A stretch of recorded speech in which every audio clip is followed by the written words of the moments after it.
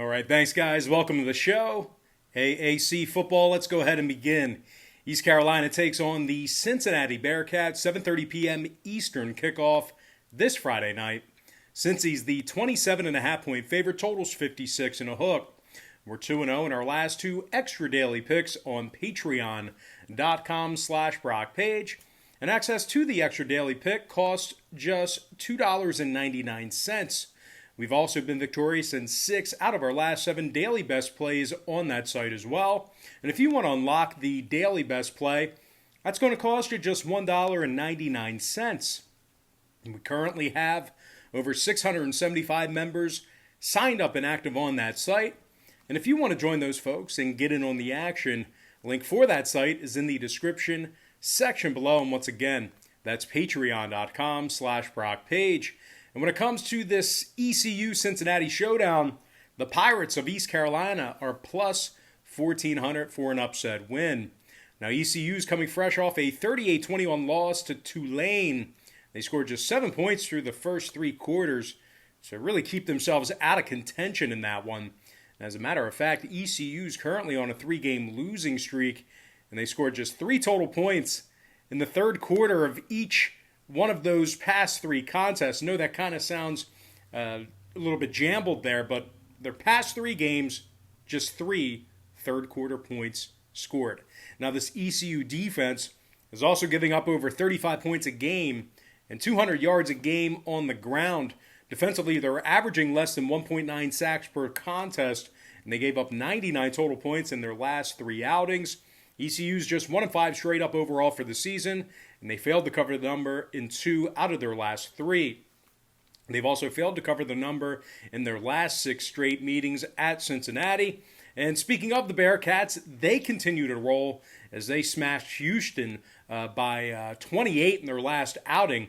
They held the Cougars scoreless for the entire second half in that contest. Now, the Bearcats are a perfect 5-0 straight up at home, and they've successfully covered the point spread in their last 3 straight contests.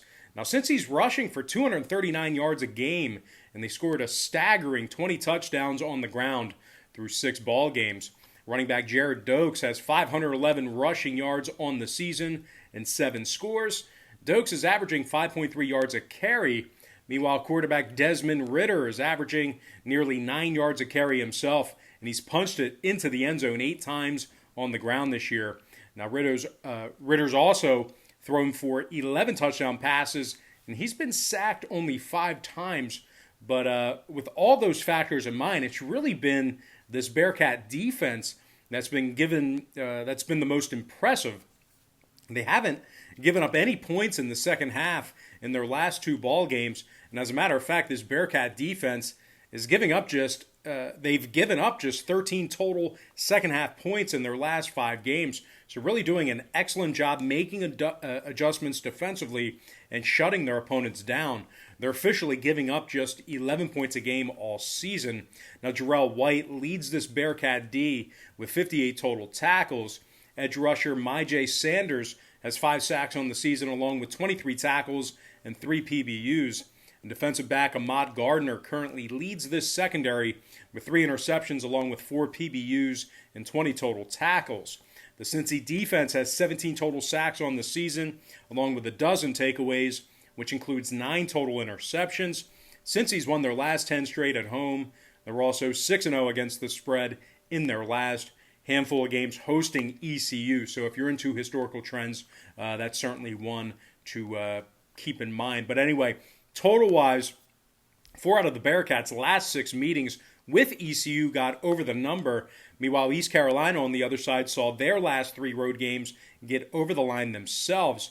So with all that said and done, give me the Cincinnati Bearcats minus 27.5 and the over 56 and a hook in that ball game.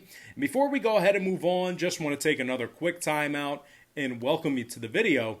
Got some lines and personal leans out for college football week 11. And of course, this is the AAC edition, the American Athletic Conference.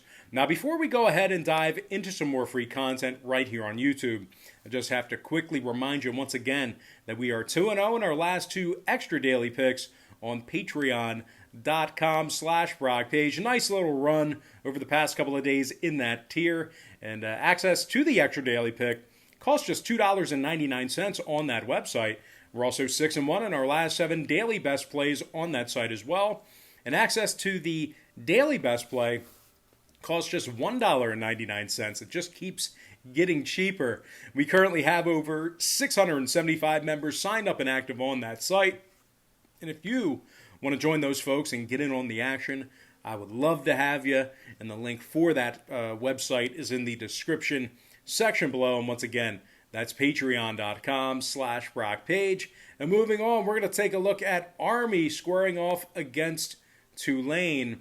And we'll see if that's on the board here. I guess not. But anyway, Army Tulane, 12 p.m. Eastern kickoff. And the Green Wave of Tulane, they are the 5.5 point favorite at home. Totals 47, juice to the over. The Army Black Knights are plus $1.85 for an upset win. Now, Army's coming off a week of rest here from a canceled football game. COVID again. Hopefully it goes away in a couple of months. But anyway, Army's currently on a 4-game winning streak, covering 3 out of those 4 contests. The Black Knights are officially 6-1 straight up overall for the season, and they rush for 308 yards a game. Now, this Army offense has also scored 26 total touchdowns on the ground. Run-heavy team. They've always been, at least as long as I've been alive. But anyway, defensively, the Black Knights are allowing just 11 points per contest for the entire season. Linebacker John Radigan leads the team with 54 total tackles, along with 1.5 sacks and 2 interceptions. And actually, one of those interceptions was a pick six. Jabari Moore and Markel Broughton each have a pair of interceptions from this secondary. Moore also has scored 2 defensive touchdowns already. Now, Army has 13 takeaways on the season, and they've already covered the number in 5 out of their 7 ball games. Now, they're taking on a Tulane program who's lost 3 out of their last 5 themselves, including a game with UCF where they gave up 37 total points in 1 half. Now, this Tulane defense is giving up over 300 yards a game passing and over 120 yards a game on the ground. The Green Wave has lost 2 out of their last 3 at home. Meanwhile, offensively, Tulane's completing just 50% of their passes, and they're throwing for less than 180 yards a game. This Tulane offensive line has also given up 21 sacks on this season. Now, total-wise, Tulane did see 2 out of their last 3 home games get over the posted number. They're 5-2 to the over in their last 7. Meanwhile, Army on the other side saw 2 out of their last 4 get over the line themselves. I'm going to lean toward an underdog in this one. Give me the underdog Army Black Knights plus 5.5 and the over 47 in that contest. All right, next matchup I have for you. It is going to be the South Florida Battling Bulls squaring off against Houston. And that's going to be a 3 o'clock start time. And I should really look at the board here before I do this. But anyway, South Florida, Houston, 3 p.m. Eastern kickoff. The Cougs are minus 14 at home. Total's 58.5. Houston's on a 2-game losing streak. 0-2 against the number in those ball games. They're coming fresh off a 28-point loss to Cincinnati, where they were shut out in the final 30 minutes of that ball game. They also gave up 44 points to UCF in a 23-point loss in that one as well. Houston's just 1-3 straight up in their last 4, and they failed to cover the point spread in 3 out of those 4 ball games. Houston's also lost 2 out of their last 3 home games this season as well, and they're allowing over 35 points a game. As a matter of fact, this Cougar defense finds themselves allowing over 200 rushing yards a game as well. They have just 3 total takeaways through 5 contests.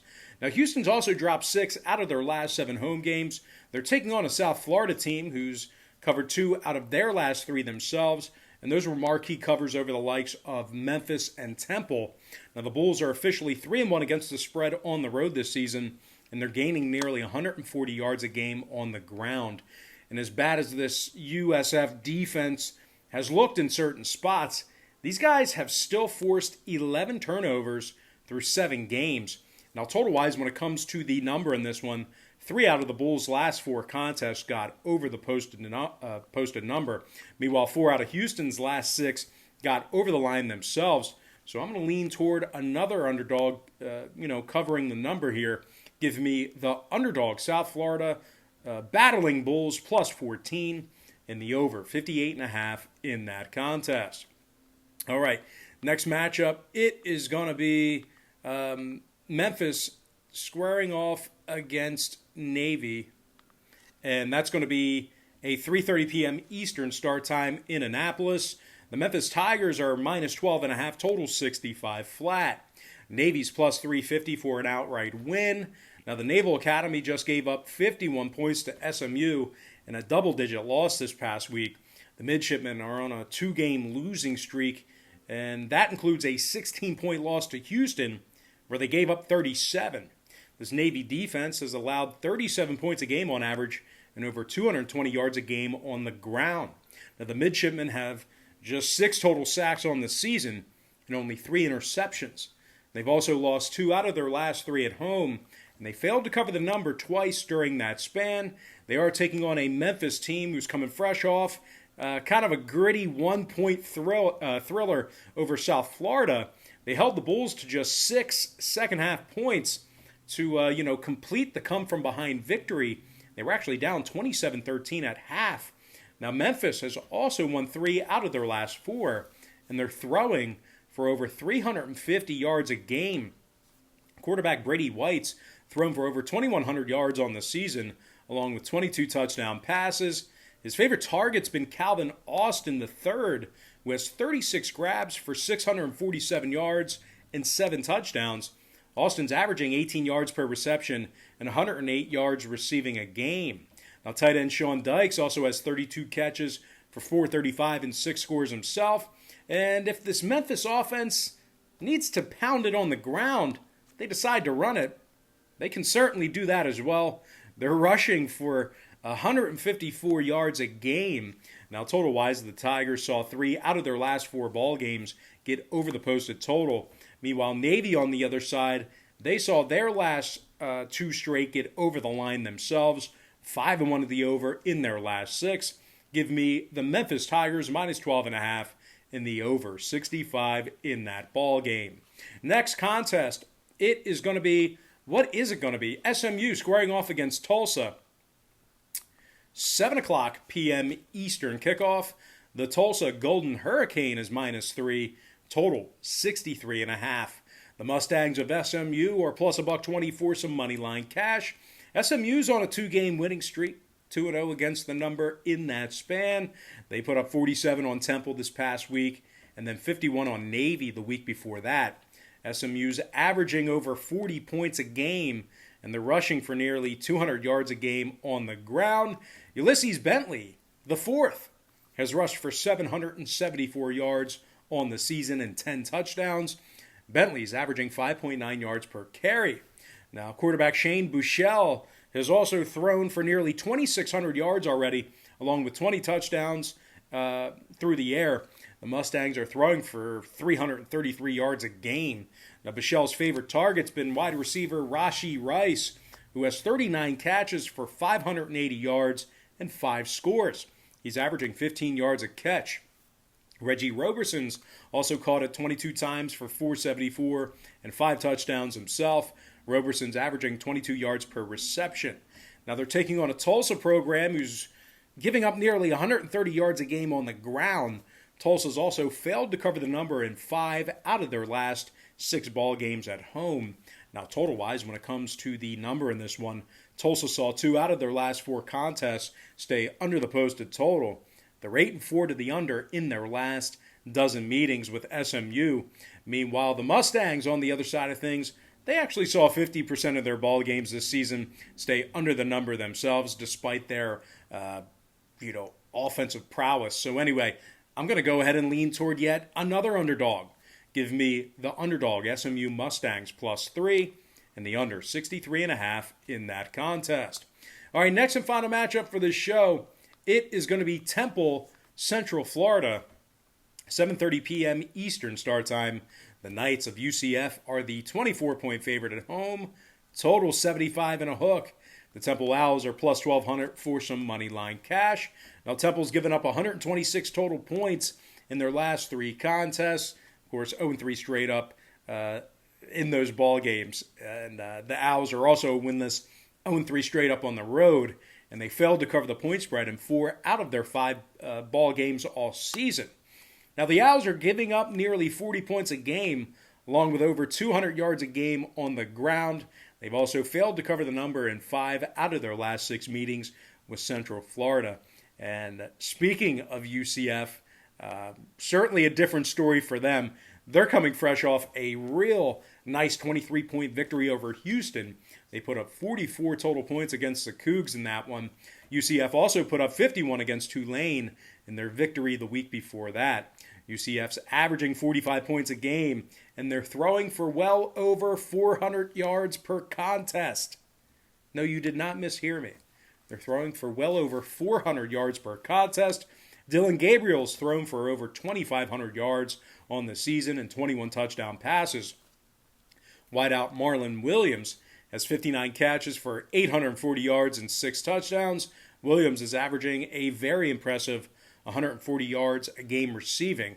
Jalen Robinson also has 37 catches for 709 yards and 4 scores. Robinson's averaging nearly 20 yards a game. I'm sorry, not 20 yards a game. He's averaging nearly 20 yards a reception and nearly 120 yards a game receiving as well. Now, this UCF rushing attack has also been very explosive. 1,409 total yards on the ground for the Knights, 235 yards a game on the ground that they're averaging. Running back Greg McCray is averaging 5.6 yards a carry, and he scored 5 touchdowns. Meanwhile, defensively, these guys have 16 takeaways through 6 games already, 14 total sacks. Defensive back Richie Grant leads the secondary with 3 interceptions. He also has 43 total tackles, 2 forced fumbles, and 2 fumble recoveries. The UCF Knights have won 19 out of their last 20 at home, 16 out of their last 20 conference ball games as well. Now, total-wise, 2 out of UCF's last 3 ball games got over the posted number.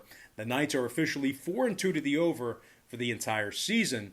Meanwhile, the Temple Owls saw 4 out of their last 5 get over the line themselves.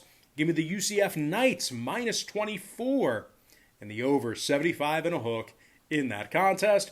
And with that, guys, that's going to do it for me. Don't forget to check me out on Patreon. If you guys decide to get a package here today, just keep in mind we'll bill you the day you sign up and then the first of every month following that.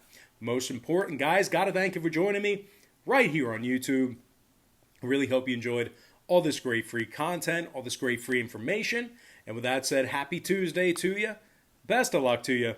And I look forward to seeing you later on today on my website at patreon.com/BrockPage.